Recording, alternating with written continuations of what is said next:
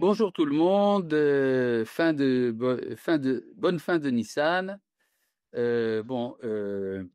David m'a demandé de vous présenter un sujet assez ardu. C'est le rôle de Tzahal dans l'histoire providentielle d'Israël et du monde entier. Et bon, c'est ce que nous allons faire. Tout d'abord, je pense que ce sujet a été un peu abordé avant moi. Là, tout à l'heure, je crois que David Alcar vous a parlé de ces choses-là. D'abord mettons en place, le rôle du politique. C'est-à-dire, étant donné que l'armée est une branche de la politique, alors il faut comprendre le rôle du politique dans l'histoire d'Israël. Comme vous le savez, le judaïsme, traditionnellement, ne se considère pas comme une religion, mais comme une nation qui a reçu la Torah, mais ce qui identifie Israël, c'est le fait qu'ils sont une nation, les descendants d'Abraham, Isaac et Jacob, et l'alliance conclue avec eux, c'est d'abord l'alliance avec nos ancêtres, avec Abraham, Isaac et Jacob, et cette alliance concerne la prise de possession de la terre de Canaan et la promesse d'une descendance nombreuse qui pourra peupler cette terre. Et donc, on peut dire que la première relation de la divinité envers Israël, c'est une relation politique. Ce n'est que plus tard, au temps de Moshe, que cette nation reçoit la Torah, ce qui ne va pas changer sa définition. La définition de l'être d'Israël, c'est une définition nationale, donc avec des prolongements politiques. Le fait est que pendant une très longue partie de notre histoire, nous n'avons pas agi en tant que nation puisque nous étions en exil. Mais même pendant les temps de l'exil, il était évident pour tout le monde, y compris pour les goïms, que Israël est un cas particulier de l'histoire. C'est-à-dire que nous étions les ressortissants d'un royaume disparu, mais nous avions gardé notre passeport. C'est-à-dire que jusqu'à l'émancipation, en qui a commencé donc, en France, en Amérique, il était évident que les Juifs étaient des Judéens, c'est-à-dire des sujets du roi de Juda, en exil et sous protection du roi de France. Mais ils n'étaient pas des Français. Ce n'est que la Révolution française qui a essayé de changer ce statut, et que nous n'allons pas analyser maintenant, parce que ça nous mènerait trop loin, mais il est évident donc qu'Israël est une nation en exil. Et il est vrai que en islam, par contre, il y a une tentative de nier cette identité nationale et de réduire le judaïsme à une religion, mais nous savons qui nous sommes. Nous sommes une nation qui a été en exil et qui maintenant a retrouvé son statut sa restauration de son identité nationale. Alors, il est évident qu'une dimension politique, un État nécessite une force armée et cette force armée, agit, elle fait la guerre. Et c'est là qu'il y a une critique du judaïsme par rapport à ça. De quel droit est-ce que vous, les enfants d'Israël, vous utilisez la violence militaire, pour affirmer votre droit? Cet argument, on le retrouve d'ailleurs chez Rachi. Dans le premier commentaire de Rachi sur la Torah, il dit en toutes lettres que les nations ont un argument contre Israël, qui est: vous êtes des brigands. Listim atem shekibashtem haaretz shiva amim. Vous êtes des brigands d'avoir fait la conquête du pays des 7 nations. Faisons bien remarquer, et c'est Manitou qui mettait l'accent là-dessus dans la lecture de Rachi, il ne s'agit pas de dire que cette terre est volée, puisque cette terre a été promise par Dieu, ce qui est admis également par les nations. Les chrétiens savent très bien que cette terre a été promise aux enfants d'Israël, mais ce qu'ils reprochent à Israël, c'est d'avoir utilisé la violence. De quel droit est-ce que vous utilisez la violence? Vous devez simplement attendre calmement que le bon Dieu vous offre la terre d'Israël sur un plateau d'argent, et pour l'instant, vous restez en galoute. Cet argument, d'ailleurs, se retrouve également dans certains milieux antisionistes qui disent l'utilisation de la violence est réservée au temps messianique et pour l'instant, on n'a pas le droit de faire la guerre.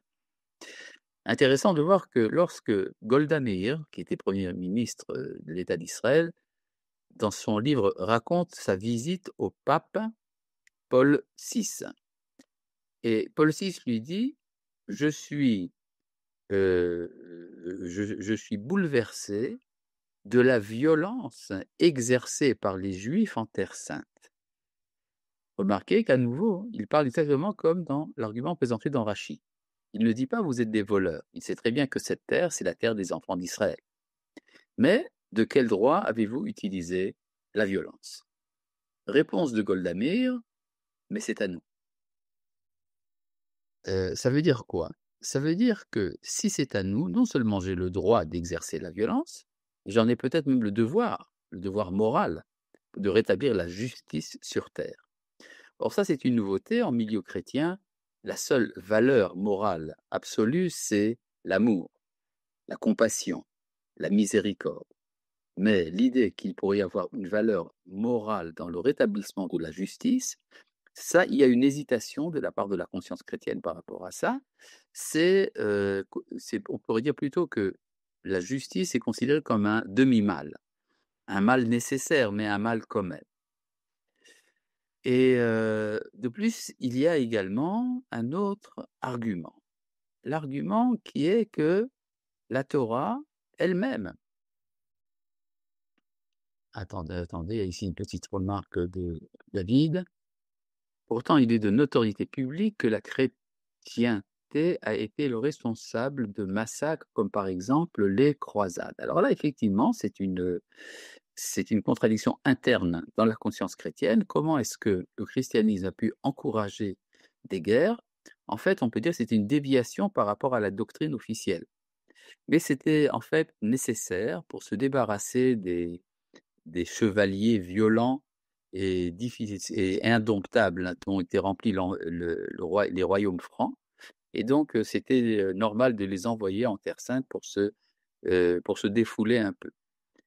En fait, c'était des brigands, tous ces gens-là, Godefroy de Bouillon, René de Châtillon et tous les autres, pour ceux que ça intéresse. En tout cas, donc revenons à un argument intéressant, c'est que la Torah elle-même dit: «Tu risques un jour de dire: "Kochi otsem yadi asali tachayil hazeh", c'est ma force et la puissance de mon bras qui m'ont fait cette réussite». Et je rappelle qu'il y a de nombreuses années, Manitou Zichrono Livracha m'avait demandé de rencontrer un groupe, d'ecclésiastiques catholiques qui ont demandé que je leur parle de la signification religieuse de Yom Ha'atzmaut. Et évidemment, je ne pouvais pas dire non à Manitou et donc j'ai été les rencontrer. Nous avons discuté pendant 2 heures et demie et c'était intéressant quand je leur ai expliqué d'abord qu'il n'y a pas de dimension religieuse à Yom Ha'atzmaut, de même qu'il n'y a aucune dimension religieuse à la fête de Pessah, au jour du Shabbat ou à tous les commandements du judaïsme, étant donné que le judaïsme n'est pas une religion, mais une nation. Alors, la réaction de ces ecclésiastiques a été: «Oui, mais comment est-ce que vous comprenez, les textes qui disent que vous devez attendre que le Messie vienne? Et puis, comment comprendre, ce verset qui dit, "Ma force et la puissance de mon bras m'ont fait cette réussite"?» Ce qui est critiqué par la Torah. Alors je leur ai expliqué que dire: «C'est ma force et la puissance de mon bras qui m'ont fait cette réussite» est un commandement positif, il faut le dire. C'est la raison pour laquelle le Rav Tzvi Yehuda Kook envoyait les élèves de sa yeshiva, de Merkaz Arabe, regarder le défilé militaire le jour de Yom Ha'atzmaut, afin de dire fièrement: «C'est ma force et la puissance de mon bras qui m'ont fait réussir». Et alors évidemment, pour les ecclésiastiques en question, c'était une nouveauté. Je leur ai expliqué que c'était le sens, immédiat du verset, puisque la Torah dit: «Et alors tu te souviendras que c'est Dieu qui t'a donné la force pour réussir».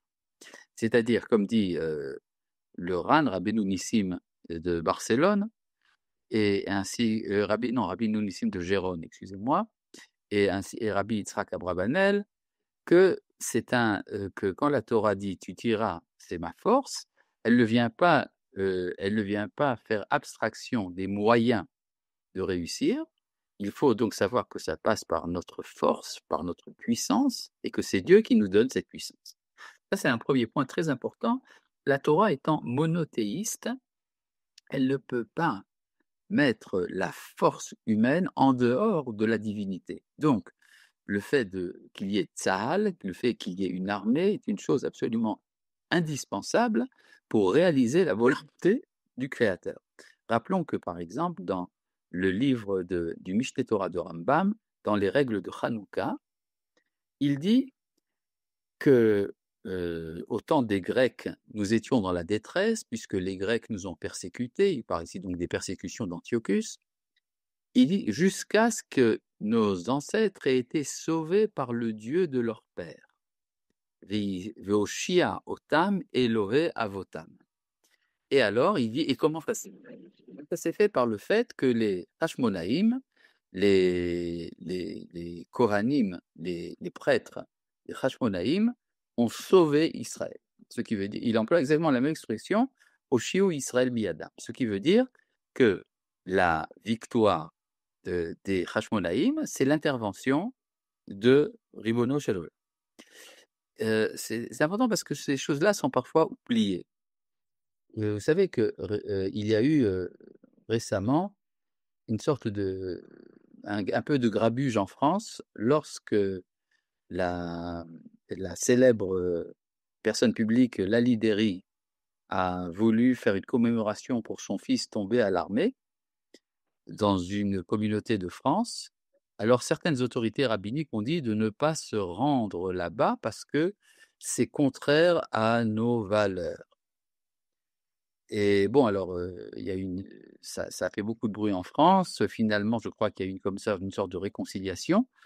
Mais cette idée que aller au combat et même être prêt à donner sa vie, cela serait contraire aux valeurs de la Torah est quelque chose d'extrêmement grave. On pourrait dire qu'il y a ici une sorte de déviation christianisante. Et je tiens à rappeler ici une liste de certains grands maîtres du peuple d'Israël qui ont tous fait la guerre. À commencer par Abraham, Avinu, qui part en guerre pour sauver Lot. Et puis Yaakov, qui lui aussi a fait la guerre, comme il le dit lui-même à Yosef avant sa mort, je te donne ce que j'ai conquis des Émoréens par mon épée et par mon arc. Évidemment, Shimon et Lévi, deux des grands fondateurs de deux tribus d'Israël, ont fait la guerre à Shrem. Et puis passons à des personnages un peu plus tardifs. Moshe Rabbeinu a fait la guerre, ainsi que Yehoshua, ainsi que Caleb, et tous les juges mentionnés dans le livre des juges, sans parler évidemment du roi Shaoul, du roi David, des grands prêtres Matityahu et toute sa famille des Hashmonaïm qui ont fait les guerres, et sans parler également de Rabbi Akiva, qui a envoyé ses élèves lutter dans l'armée de Bar Korba. Tous ces gens-là, probablement, ne comprenaient rien à la Torah, puisqu'ils ont pensé qu'il fallait faire la guerre. Rappelons également de nos jours. Par exemple, vous avez un des grands dayanim, un des grands juges rabbiniques de l'État d'Israël, le Rav Avraham Zerbib, qui est également Magat, c'est-à-dire chef de brigade, commandant de brigade dans l'armée d'Israël et qui a fait la guerre à Gaza, sans parler également d'une multitude de Talmidei Chachamim qui tous participent à l'effort de guerre de l'État d'Israël. Donc il semblerait quand même qu'ils ont lu quelque chose, ils ont probablement lu ce que dit le Ramban, Nachmanide. Nachmanide, dans son... Une seconde, il y a ici un petit bruit qui dérange.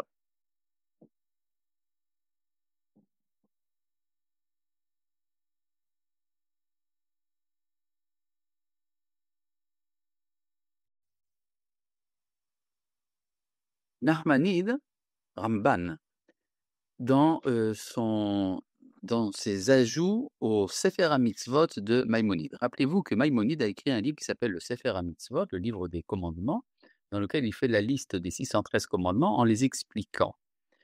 Et Nachmanide rajoute, quelques mitzvot qui, d'après lui, ont été oubliés par le Rambam. Et la 4e mitzvah positive d'après le Ramban, et c'est ramené par l'ensemble des poskim, c'est de faire que la terre que Dieu a promis à nos ancêtres soit sous notre domination et pas sous la domination d'une autre nation. Ce qui implique donc qu'il y ait un État, qu'il y ait une armée, et que cette armée, en faisant la guerre, accomplit cette mitzvah positive. Donc, au niveau de la halakha, c'est une évidence que faire la guerre pour Israël est une mitzvah et une des plus grandes. Maintenant, vous allez me dire, oui, mais quand on va à l'armée, quand on fait la guerre, on se met en danger, on met sa vie en danger. A-t-on le droit de mettre sa vie en danger? Eh bien, à nouveau, c'est le Minchat Chinuch, un des grands poskim, le Rav Babad, qui dit que l'interdiction de mettre sa vie en danger, par définition, ne tient pas lorsqu'il s'agit d'un conflit armé, parce que la Torah ne base pas ses commandements sur des miracles, mais sur le comportement naturel. Or, du point de vue de la nature, quand on fait la guerre, on met sa vie en danger et parfois, malheureusement, également, on perd la vie, ce qui veut donc dire que la mitzvah de faire la conquête n'est pas repoussé par ce qu'on appelle le pikuach nefesh. Évidemment, la mitzvah est de gagner la guerre. Si vous n'avez pas les moyens de réussir, si vous n'avez pas les forces nécessaires pour faire la conquête, alors vous êtes dispensé. Mais à partir du moment où vous en avez les moyens, vous avez des armes, vous avez stratégiquement, vous avez la capacité de gagner la guerre, ça devient une mitzvah positive. Bon, je pense que ces choses-là sont bien connues, mais c'est là que j'aimerais comprendre un peu plus qu'est-ce que la Torah nous veut dans cette histoire-là. Pourquoi est-ce que la Torah demande que nous passions par la dimension politique et pas simplement par la dimension religieuse? Eh bien, c'est tout simple, parce que ce qui fait bouger les choses dans le monde, le levier qui fait bouger les choses dans le monde, c'est la politique. C'est-à-dire, quand on se cantonne uniquement dans la dimension religieuse, alors ça veut dire qu'on a décidé de ne pas réussir. Parce que la religion, par définition, s'occupe de l'individu et non pas du système de la société. Or, le système de la société est dominé par la politique par le militaire. Et donc, si vous refusez d'introduire la dimension militaire, alors ça veut dire que vous avez décidé dès le départ d'échouer dans la transformation morale du monde. Alors vous allez me dire, oui, d'accord, mais on a vu parfois que c'est Dieu qui fait la guerre pour nous. Lors de la sortie d'Égypte, au moment où les enfants d'Israël sont poursuivis par l'armée du Pharaon et qu'ils sont face à la mer et qu'ils sont dans la détresse, alors Moshe leur dit: «Non, non, vous en faites pas, c'est Dieu qui va lutter pour vous. Hachem yilachem lachem ve'atem tacharishun». Dieu guerroiera pour vous et vous saurez, vous ne ferez rien. Tacharishun, vous ne direz rien. Et pourquoi? Tout simplement parce que si on se réfère au Midrashim, on voit que les enfants d'Israël, au moment de la sortie d'Égypte, étaient non méritants. Ils n'avaient pas de mérite, à tel point que, d'après les Midrashim, l'ange tutélaire de l'Égypte a attaqué au tribunal céleste les enfants d'Israël, disant: «Comment tu vas perdre l'Égypte en faveur des enfants d'Israël alors qu'ils n'ont pas plus de mérite? Ceux-ci sont des idolâtres et ceux-ci aussi sont des idolâtres. Alors pourquoi tu vas les sauver?» Et donc, au moment où on n'a pas de mérite, on doit se baser sur la ségoula. La ségoula, la vertu intrinsèque de l'être d'Israël, qui fait que Dieu considère la promesse qu'il a faite à nos ancêtres indépendamment de nos mérites. Mais si vous remarquez ce qui se passe, quelques semaines plus tard, une semaine avant le don de la Torah au Sinaï, les enfants d'Israël rencontrent Amalek. Et c'est là que Moshe dit à Yehoshua: Bechar lanu anashim, choisis pour nous des recrues, Vetseh hilachem ba'Amalek, et sors pour faire la guerre à Amalek. Ce qui veut donc dire qu'après plusieurs semaines de présence avec Moshe, il y a déjà une accumulation de mérites suffisante pour pouvoir faire la guerre. Et tout cela doit se faire une semaine avant que la Torah soit donnée, ce qui veut dire qu'on ne peut pas recevoir la Torah tant qu'on n'a pas fait ses preuves. Or, l'épreuve ici, c'est la capacité donc de faire la guerre. Il y a dans les guerres d'Israël, il y a une action, permanente qui est le fait de la transformation de l'identité. Vous savez que les nations dans l'histoire sont formées, entre autres, par les guerres. Ah, il y a ici une remarque de David Altar. Vas-y. Là, vous avez parlé tout à l'heure de Pikuar Nefesh, et Oui. il y a toute une partie de la population qui ne va pas faire la guerre parce qu'elle trouve que se mettre en danger aujourd'hui pour un gouvernement qui n'est pas religieux, c'est se mettre en danger pour rien, sachant que, par exemple, la guerre à Gaza n'est pas une milchemet mitzvah. Oui. Est-ce que c'est un argument, recevable de se dire que pour un gouvernement de Benjamin, Netanyahou, se mettre en danger pour ce gouvernement qui n'a pas forcément des décisions qui sont, droites, ça vaut le coup? Je tiens à rappeler que les cours que nous donnons sont des cours de haut niveau et donc nous n'introduisons pas des inepties dans le discours. Le traitement même de l'ineptie est déjà assez disqualifiant par rapport à la qualité du cours. Mais j'aimerais bien simplement que quand on me dit qu'on ne peut faire la guerre, on doit faire la guerre que pour un gouvernement religieux, j'aimerais bien savoir quelle est la source. Aucune source ne dit cette chose-là. C'est-à-dire ceux qui affirment des choses pareilles ont la charge de la preuve. Or cette preuve est inexistante. Nous n'avons jamais vu dans aucune de nos sources, ni écrites ni orales, que la condition de la guerre soit que le gouvernement qui nous envoie faire la guerre soit religieux. C'est n'importe quoi. Donc revenons, à des choses sérieuses, une fois que nous avons mis à l'écart ce genre d'ineptie et nous allons donc continuer. Voilà, j'aimerais donc comprendre un peu ce qui se passe au niveau de la formation de l'identité nationale à travers les guerres d'Israël. Vous savez que toute nation a, disons, a forgé son identité à travers des conflits armés, entre autres. Or, il se passe quelque chose d'assez remarquable au cours des guerres d'Israël. Je parle de l'époque moderne. Comme vous le savez, l'identité d'Israël a trois catégories, ou disons trois, tr 3, émanations, pourrait-on dire. On peut considérer qu'Israël, c'est une religion, que c'est une nation ou que c'est ou bien que c'est une entité universelle. Ce qui est traduit, nous avons parlé plusieurs fois dans les cours, heu, ce qui se traduit par les termes Yaakov, Israël et Yeshurun. Yaakov étant la manière d'être du peuple d'Israël pendant le temps de l'exil, où nous nous comportons comme si nous étions une confession religieuse. Et après, vous avez Israël, c'est lorsqu'Israël est dans sa puissance politique, c'est donc quand il est sorti de l'exil. Et Yeshurun, c'est quand Israël devient une entité universelle avec un rayonnement cosmopolite. Ce sont les 3 dimensions, Yaakov, Israël et Yeshurun. Or, ce qui se passe, c'est qu'à la veille, je parle de l'époque qui a précédé l'existence de l'État d'Israël, qui a précédé la fondation de l'État d'Israël, il y avait tout un débat autour du sionisme. Les sionistes, en fait, représentaient la dimension Israël, les religieux représentaient la dimension Yaakov, et pas tout le monde était d'accord sur l'idée qu'il pourrait y avoir une synthèse entre les 2. Ce qui s'est passé avec la guerre d'indépendance, c'est que Israël, le peuple juif, a cessé d'être Yaakov et c'est Israël qui a gagné.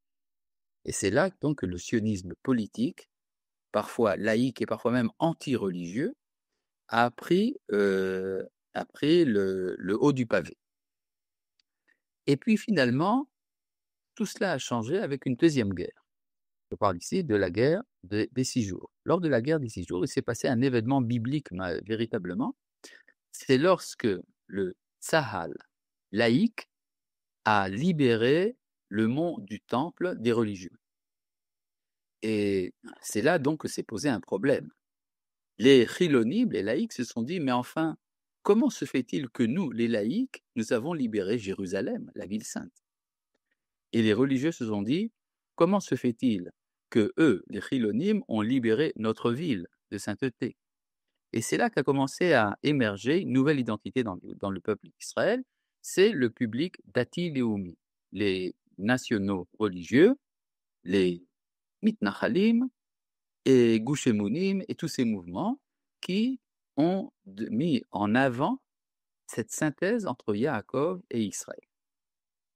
Alors évidemment, ça a créé une réaction d'opposition. L'opposition qu'on pourrait appeler le gauchisme à l'israélienne, qui refuse, de manière générale, en bloc, l'héritage aussi bien d'Israël que l'héritage de Yaakov. Et une remise en question de la validité du sionisme. Alors le sionisme, le fait de l'existence de l'État d'Israël n'est pas remis en cause, évidemment, mais c'est considéré comme un état de fait, mais non pas comme étant une valeur. Et c'est alors qu'intervient à nouveau interviennent des nouvelles guerres, en particulier celle que la tradition appelle la guerre de Gog et Magog. La guerre de Gog et Magog, c'est la conflagration entre les nations dans l'ensemble et Israël revenu sur sa terre. Ça veut dire une remise en question de la validité de ce retour.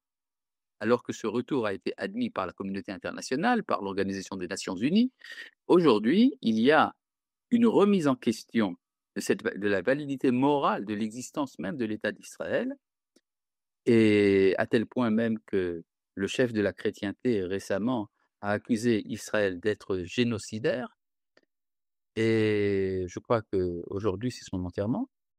Cela correspond au schéma de justement ces guerres qu'on appelle les guerres de Gog et Magog, qui viennent, qui seront surmontées non pas seulement par la dimension militaire, mais par la dimension morale. Lorsque les nations vont comprendre, à travers ces guerres, que Israël a un message universel. Or, ce message universel passe également par les guerres. J'entends par là qu'il y a dans les guerres d'Israël, il y a des enseignements de type de moralité. De quoi s'agit-il? Je tiens à rappeler que lorsque des dernières opérations à Gaza, ce qu'on appelait Tzuk Eitan, c'était il y a quelques années, il y a eu une visite en Israël du ministre des Affaires étrangères britannique. Le ministre des Affaires étrangères britannique a proféré 2 petites phrases, chacune, scandaleuse, d'une manière ou d'un point de vue ou d'un autre. La première phrase donc de ce ministre britannique était: «Israël a le droit de se défendre». Depuis quand est-ce qu'on dit à un État qu'il a le droit de se défendre? Est-ce que moi je vais dire aux Britanniques qu'ils ont droit de se défendre dans la mesure où ils sont attaqués? Absolument incroyable. Mais ça correspond justement à cette idée qu'Israël n'a pas véritablement le droit à l'indépendance. Il doit dépendre de la communauté internationale. Et puis, il y a la deuxième phrase de ce ministre, c'est: «Mais n'oubliez pas votre engagement envers les valeurs de la morale occidentale qui est la vôtre». C'est-à-dire, en fait, ça traduit cette phrase un peu malencontreuse, cette angoisse du monde, occidental. Peut-être que Israël aurait un message moral particulier à livrer aux nations par rapport au conflit militaire.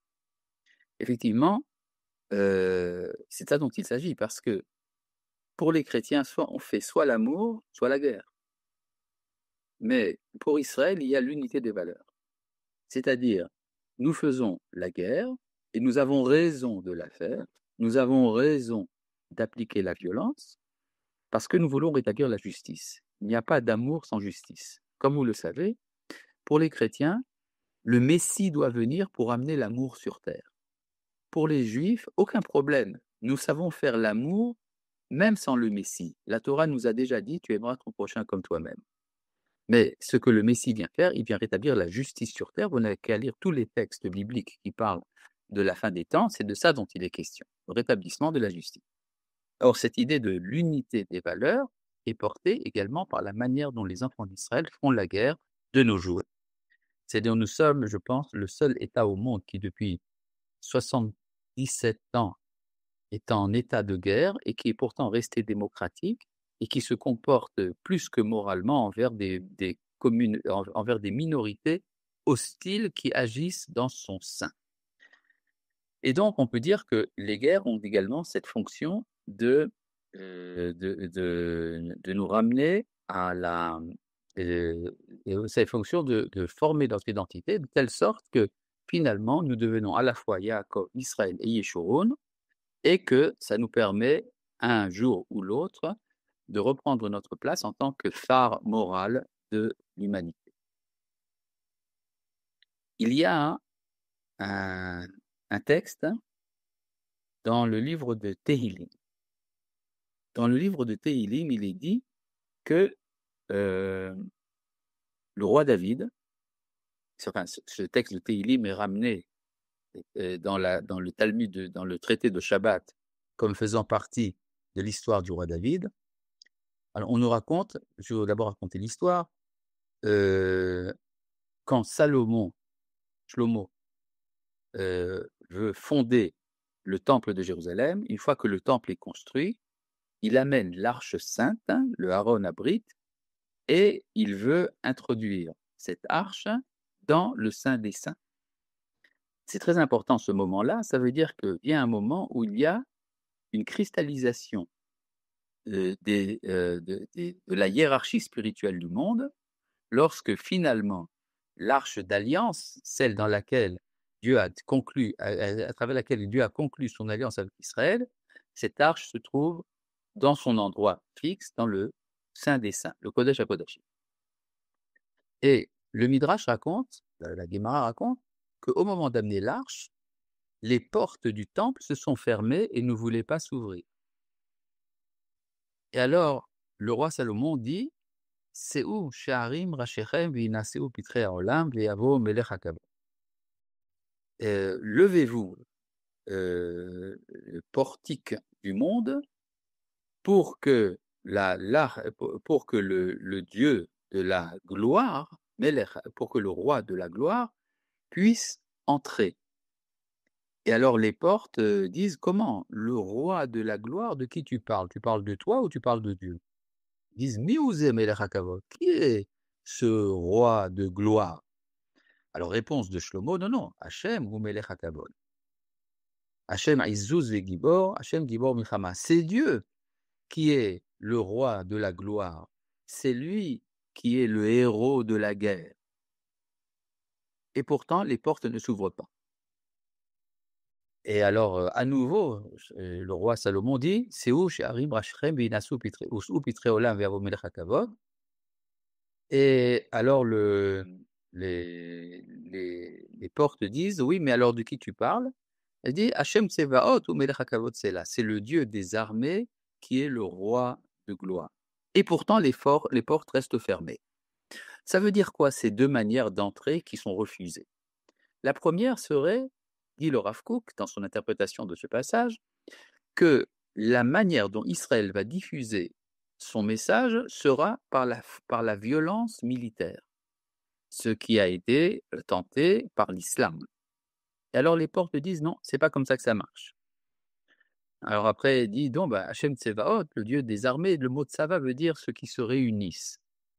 Alors, ça veut dire que ça se ferait par la diffusion de cet enseignement dans le monde entier de manière cosmopolite et à la manière dont le christianisme a voulu diffuser le message biblique à travers le missionnarisme. Et là aussi, les portes refusent. Jusqu'au moment où le roi Salomon dit « Zohra les David avdecha » « Souviens-toi de David, ton serviteur », et alors les portes sont ouvertes et l'arche est entrée. Dit le Rav Kook, qu'est-ce que le roi David avait à proposer? C'est qu'il y ait un centre à la diffusion de la parole de Dieu dans le monde et que ce centre soit le royaume d'Israël. Et ce royaume d'Israël, effectivement, implique l'emploi de la puissance militaire, mais cette puissance militaire reste concentrée dans le pays d'Israël, c'est-à-dire entre le Nil et l'Euphrate, et non pas dans le monde entier.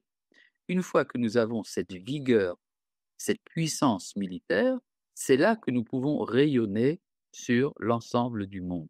Et c'est ça qui fait que les portes se sont ouvertes. Alors, pour revenir donc au rôle de Tsahal dans la providence, c'est très important. Ça veut donc dire que le rôle de Tsahal est justement de permettre le microphone divin de s'ouvrir, au microphone divin de s'ouvrir. Remarquons que tout cela se concentre autour de l'histoire des fêtes d'Israël. Comme vous le savez, la fête la plus importante dans le calendrier hébraïque, c'est le jour du Shabbat. Le jour du Shabbat, où il y a une sainteté absolue qui fait qu'on ne peut faire aucun labeur. Tous les travaux sont interdits le jour du Shabbat. Pourquoi cela? Parce que le Shabbat commémore la création du monde. Or, la création du monde a été faite uniquement par Dieu lui-même. L'homme n'a pas participé et donc l'homme doit cesser son comportement humain pour permettre à cette sainteté de filtrer à travers nous. Mais si nous passons après aux fêtes de Pessah, Shavuot, Rosh Hashanah, Yom Kippour et Sukkot, alors là, il y a des travaux qui sont autorisés. On a le droit de faire la cuisine le jour de Yom Tov. Pourquoi? Parce que toutes ces fêtes que je viens de mentionner sont en souvenir de la sortie d'Égypte. Le Shabbat est-il une fête? Je crois l'avoir dit, oui. C'est une fête, ou en tout cas un moed, un lieu de rencontre. C'est un temps de rencontre avec le Créateur. En tout cas, donc revenons au jour de Yom Tov. Yom Tov, c'est le jour qui commémore la sortie d'Égypte. La sortie d'Égypte s'est faite à 95% par Dieu lui-même, mais 5% par la marche des enfants d'Israël. Si les enfants d'Israël n'étaient pas sortis d'Égypte, il n'y aurait pas de fête de Pessah, ni de Shavuot, ni aucune des fêtes. Donc, on a le droit, nous avons participé un peu à l'événement, et donc nous ne sommes pas obligés de cesser tout travail. Il y a certains travaux qui sont autorisés, les travaux nécessaires pour faire la cuisine. Et puis, si vous arrivez un peu plus tard dans l'histoire, vous tombez sur la fête de Pourim. Et dans la fête de Pourim, alors, le travail de libération d'Israël a été fait à 90% par des hommes, par Mordechai, Esther et les Juifs qui ont fait la guerre contre leurs ennemis, mais en secret, en coulisses, en filigrane, se cachait Dieu. Donc, pratiquement tous les travaux sont autorisés à Pourim, sauf deux, qui sont la plantation d'arbres et la construction des maisons. C'est tout ce qui est interdit à Pourim, et tout le reste est autorisé. Nous arrivons encore plus loin dans l'histoire, et nous voyons la fête de Hanouka. Dans la fête de Hanouka, tous les travaux sont autorisés, pour une raison très simple, c'est que les événements de Hanouka ont été entièrement réalisés par des hommes, les armées des Hashmonaïm, le Tzahal de l'époque. Cependant, il y a eu aussi un petit miracle surnaturel, c'est la fiole d'huile qui a donné de l'huile pour 8 jours, ce qui fait que pendant l'allumage des bougies à Hanouka, pendant une demi-heure, les femmes ne font pas de travaux. Pourquoi les femmes? Parce que ce sont les hommes qui font la guerre et les femmes qui ne font pas la guerre. Que s'est-il passé à Yom HaAtzmaut, lors de la guerre d'indépendance? Eh bien, il y a eu une libération d'Israël qui a été faite par des groupes armés, Tzahal, puis évidemment la Haganah, l'Echi, Etzel, etc., et le Palmar, mais dans l'ensemble, c'est une force armée humaine qui a fait la guerre. Et donc on peut dire et alors là, tous les travaux sont autorisés à Yom HaAtzmaut. Pourquoi? Parce que tout l'événement a été entièrement fait par des voies naturelles et militaires, mais il a été entièrement fait par Dieu lui aussi. C'est-à-dire, l'épreuve de Yom HaAtzmaut, c'est de comprendre que le travail de Tzahal est intégralement le travail du Créateur. Ce qui fait qu'en fait, la fête de Yom HaAtzmaut, c'est l'aboutissement des fêtes. Ce qui peut vouloir dire donc que la plus importante des fêtes du calendrier hébraïque, c'est finalement le jour de Yom HaAtzmaut, puisque c'est là que Dieu est intervenu entièrement à travers les voies naturelles de Tzahal. Alors, il y a ici une petite remarque intéressante. Au regard des nations, Israël a donc le droit de souffrir, mais pas de se défendre. Dès lors où nous sommes forts, nous avons tort. C'est pathétique et dangereux, mais c'est également vrai. C'est effectivement ce que disent les nations. Si je continue donc notre étude, il y a un texte, merveilleux du Rambam dans Ilchot Shemitah Veyovel. Dans Ilchot Shemitah Veyovel, Maïmonide, à la fin des halachot, amène, des considérations autour de la tribu de Lévi. Il dit: «Pourquoi est-ce que la tribu de Lévi ne fait pas la guerre?» Il dit: «Bah, c'est très simple, parce que, ils sont consacrés au service de Dieu». Mais est-ce que ça veut dire qu'ils ne font pas les guerres? Non, ils ne font pas la guerre pour s'emparer de leur territoire, étant donné qu'ils n'ont pas de territoire. Effectivement, les 12 tribus ont fait la guerre au temps de Yehoshua, chacune pour faire la conquête du territoire qui lui était réservé. Étant donné qu'il n'y a pas de territoire pour la tribu de Lévi, ils ne font pas la guerre. Mais quand il s'agit d'une guerre, par exemple, de défense d'Israël ou de la conquête pour l'ensemble des tribus, alors il est évident qu'on fait la guerre. Et Maïmonide amène à ce propos, il dit: ce n'est pas vrai seulement pour la tribu de Lévi, c'est vrai pour tout homme au monde, y compris des goïms, qui, qui se consacre, qui abandonne les préoccupations des hommes et qui se consacre à la connaissance de Dieu. Et il rajoute à ce propos un verset du roi David qui illustre ça, qui dit, Hachem menat chelki bechossi et atomir gorali.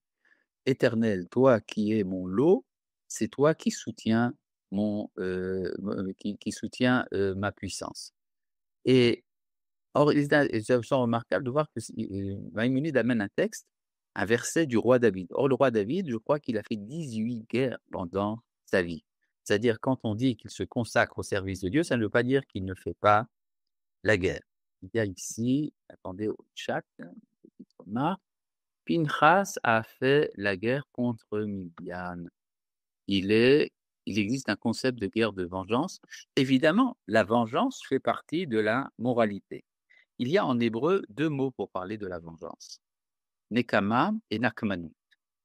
Nakmanut, c'est-à-dire l'esprit de vengeance. L'esprit de vengeance est un esprit négatif, destructeur. C'est-à-dire, quand j'ai l'esprit de vengeance, c'est en fait une sorte de dérivation de la colère, et donc c'est une sorte de faiblesse.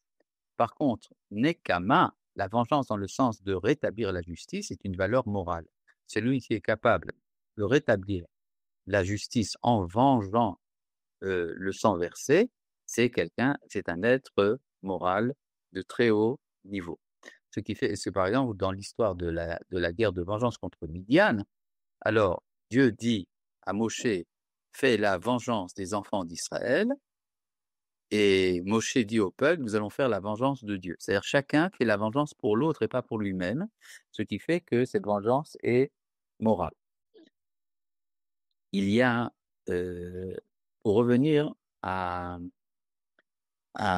l'actualité, attendez ici, David Ameller n'a pas été autorisé par Hachem à construire le Beth Amikdash parce qu'il avait versé beaucoup de sang. N'est-il pas une contradiction? Non, certainement pas. Maïmonide explique que le problème du roi David, c'était justement la cruauté qu'il avait ajoutée à la mitzvah de faire la guerre. C'est-à-dire, il y avait un élément d'instabilité morale dans le psychisme de David. C'est ça qu'on lui reproche, et non pas le fait même d'avoir fait la guerre, qui était une mitzvah. C'est ce que dit Maïmonide. Maintenant, revenons un peu à notre actualité. Nous avons vu dans les guerres actuelles qu'il y a ce qu'on appelle un élément de messirut nefesh, de don de soi, d'abnégation.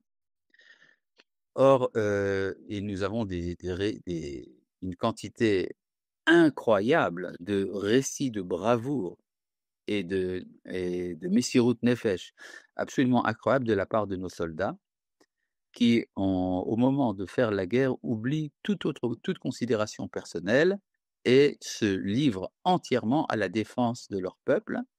Et ça, ce sont des choses qui ne peuvent pas rester sans action dans le plan de la providence.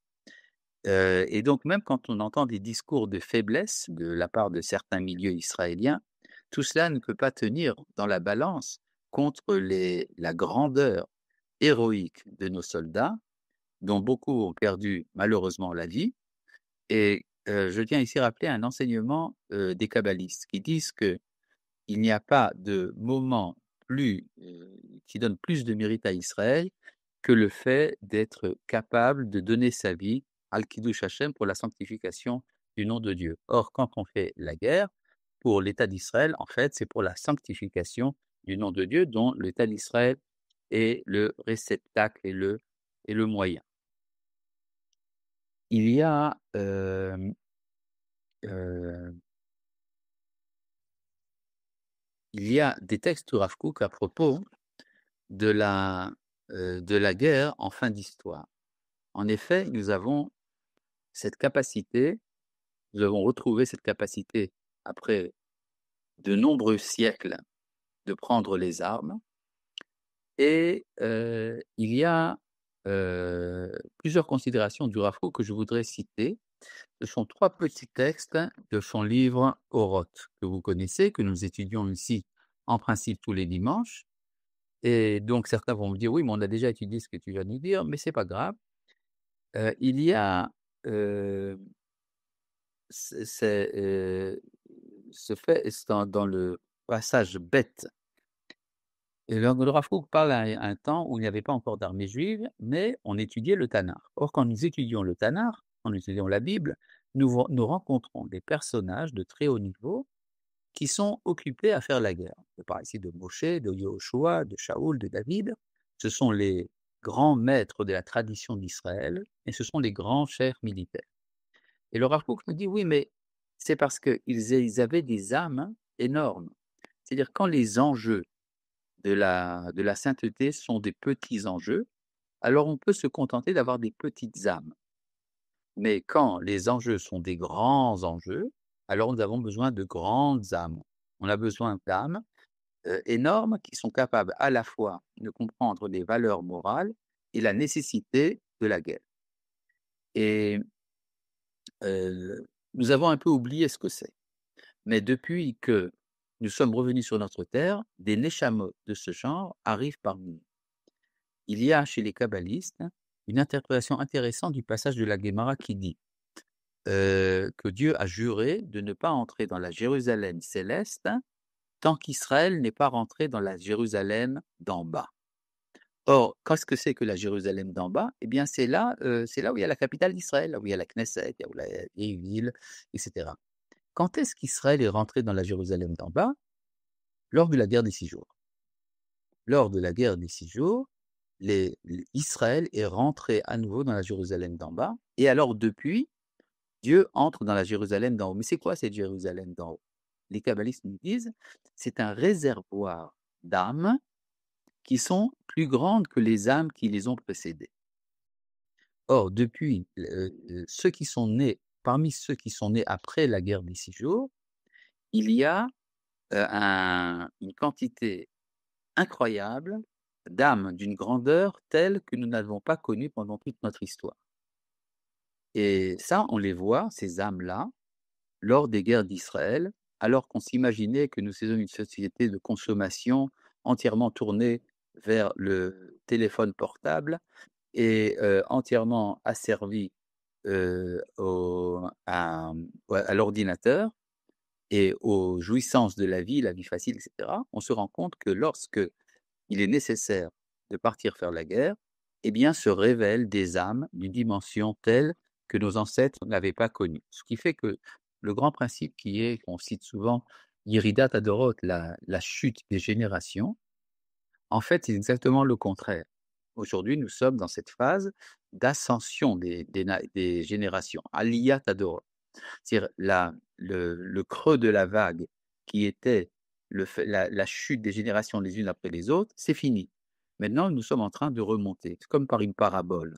Et cette parabole fait que nous allons de plus en plus vers la société prophétique, la restauration de l'esprit prophétique en Israël, le retour des prophètes. Ça, c'est le premier point que je voulais mettre en évidence à partir du Rav Kook.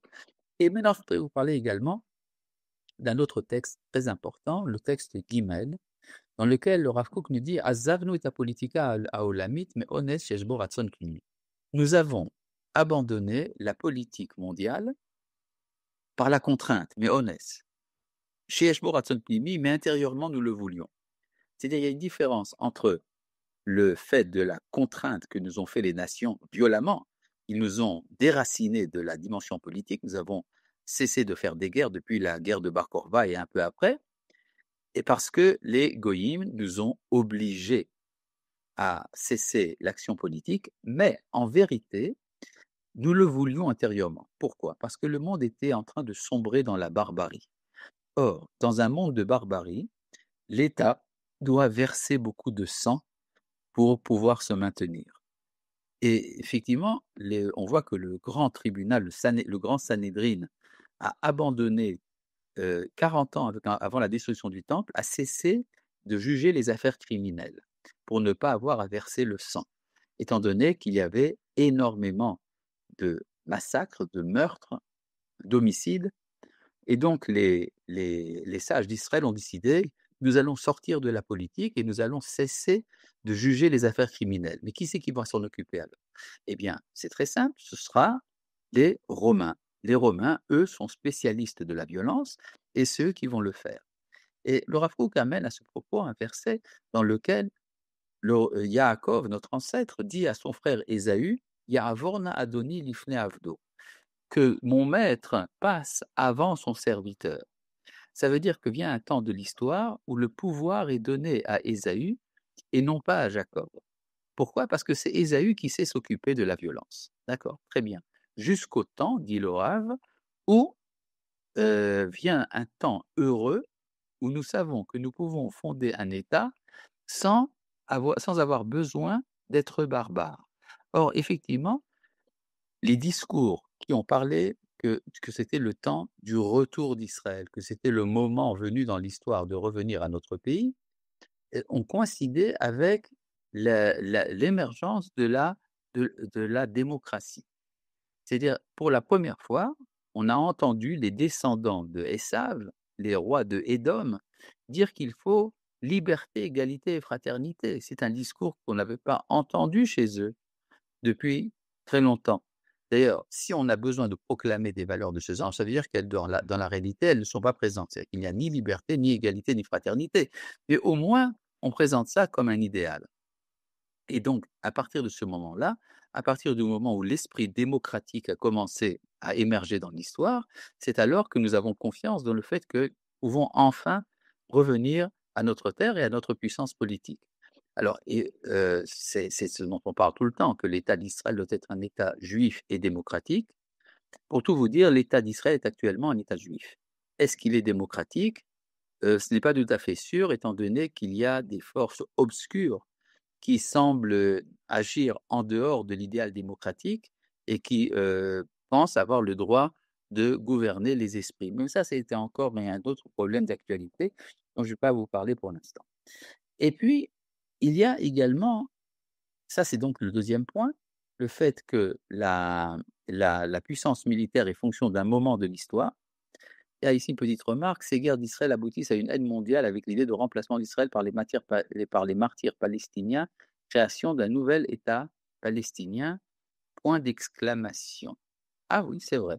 Et donc revenons à un autre point important dans la pensée du Rav Kook, c'est cette idée que à travers les guerres avance le messianisme. Alors évidemment, ce n'est pas une nécessité ni une fatalité.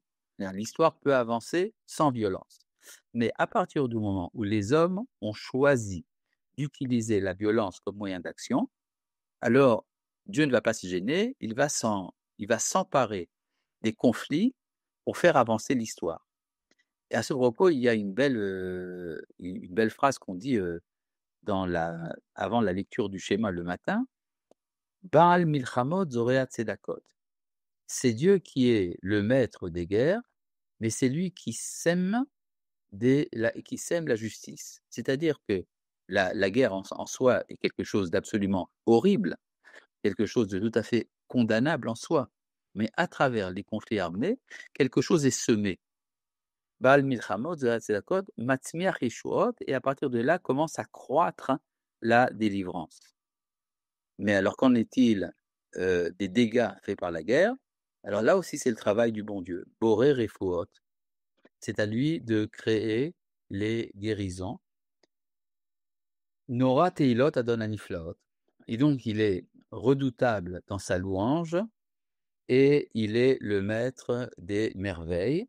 Amechadesh betuvo b'chol yom tabid ma'aseh bereshit, et c'est lui qui renouvelle tous les jours, en permanence, les actes, l'œuvre de la création. C'est-à-dire, à travers le retour d'Israël, quelque chose se renouvelle dans l'histoire, et alors une nouvelle lumière apparaît. Or chadash al Tzion ta'ir v'niske kulanu mira leoro. Une nouvelle lumière va briller sur Sion, et nous mériterons tous de jouir de sa lumière, de sa, de son resplendissement. Et donc, si nous essayons de comprendre quel est le rôle de Tsahal dans la Providence, on peut comprendre que Tsahal est en fait dans le cœur même, dans le hardcore, comme on dit en anglais, de la transformation de l'histoire en tant que lieu de, d'action du créateur du monde. Et c'est pour ça que nous devons être extrêmement reconnaissants envers nos soldats, non seulement parce qu'ils nous ont sauvés, et parfois au prix de leur vie, mais également parce que c'est eux qui font avancer l'histoire dans la bonne direction. Alors qu'en est-il, est-ce qu'on peut réduire les chutes de Tsahal, est-ce qu'on peut les réduire à l'équation de la rétribution de Sachar Vaonesh? Certainement pas. On ne peut pas juger un des actions aussi héroïques dans le cadre restreint du Sachar Vaonesh. A-t-on le droit de critiquer Sahal? Quelqu'un a voulu répondre à ma place en disant non. Quand quelqu'un répond quelque chose à ma place, je dis le contraire. La réponse est oui. Évidemment qu'on a le droit de critiquer Tsahal. Ce sont des êtres humains, même si ce sont des êtres exceptionnels, mais ce sont des êtres humains. Or, personne n'est à l'abri de l'erreur. Donc, on a le droit de critiquer Tsahal. Tout le problème de savoir, est-ce qu'on a le droit d'affaiblir le peuple d'Israël? La réponse est évidemment non. Merci pour la petite remarque, la luminera. Soyez bénis, cher maître Rav Cherki, pour ce précieux moment lumineux. Bon, alors vous jetez des fleurs, ça fait très plaisir. Et je vous souhaite à tous une bonne fête de Yom HaAtzmaut. Je vous rappelle que le soir de Yom HaAtzmaut, au Kotel, il y a une prière de plusieurs milliers de personnes avec le Hallel à laquelle je participe. Le Mincha est à 7 heures, venez à l'heure, et rappelez-vous qu'il faut avoir des vêtements chauds, étant donné qu'il fait très froid le jour de Yom HaAtzmaut, le soir au Kotel. Rav, Oui, j'enverrai des informations. Arrête, il reste 2 minutes. Si un élève a une question, c'est le moment. oui, ici écrit ce cours pourrait s'intituler Légitimité et fractalité en Israël au XXIe siècle à développer. Bon, on peut trouver toutes les expressions qu'on désire. Doit-on dire Hallel? On a le devoir de dire le Hallel complet. Nous le disons au Kotel avec la bénédiction, le soir donc, et le matin également à notre synagogue, et évidemment la prière de Shechiah et la bénédiction de Shechianu. C'est une évidence. Si c'était un cours de Halacha, j'aurais développé le pourquoi de tout cela, mais c'est une évidence qu'il faut dire le Hallel. On n'a pas le droit d'esquiver ce devoir. Voilà. Eh bien, chers amis, donc je vous souhaite une bonne fête de Yom HaAtzmaut. À bientôt. Merci de votre attention. Shalom, shalom.